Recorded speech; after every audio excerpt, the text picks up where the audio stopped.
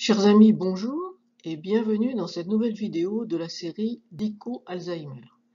Aujourd'hui, nous allons parler de deux termes souvent associés, l'apathie et l'adhédonie. En ce qui concerne l'apathie, ça vient du A privatif et du terme grec pathos qui veut dire affection. C'est donc l'absence ou la baisse de l'affectivité avec une certaine indifférence et aussi souvent une inertie physique. C'est un trouble très fréquent puisqu'il survient à peu près dans 80% des cas. C'est un trouble très précoce et qui va s'accentuer avec l'évolution de la maladie. Il va se manifester par des refus de se déplacer parfois, refus de participer à des activités, refus souvent de voir la famille ou d'aller voir des amis, et aussi par une indifférence aux événements familiaux. Je me souviens de ce professeur de maths qui avait toujours suivi avec beaucoup d'intérêt les études de son petit-fils, et quand celui-ci est venu lui annoncer tout content qu'il avait eu le bac série scientifique avec 16 de moyenne, il a à peine réagi. C'est souvent aussi associé à ce qu'on appelle l'anédonie. Là aussi on retrouve le A de privatif et le hédoné qui en grec veut dire plaisir. Donc c'est l'absence de plaisir.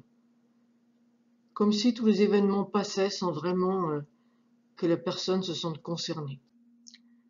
Au quotidien, c'est un symptôme qui va souvent passer inaperçu, en particulier au début de la maladie, car finalement il est peu inquiétant et peu dérangeant, et si la personne vit seule, par exemple chez elle, on ne va pas s'apercevoir qu'elle passe des heures assise dans un fauteuil à ne rien faire.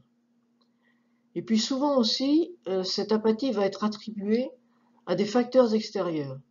Si la personne vient de prendre sa retraite, si elle vient de subir un deuil ou un déménagement, on va volontiers attribuer ces signes à une difficulté d'adaptation.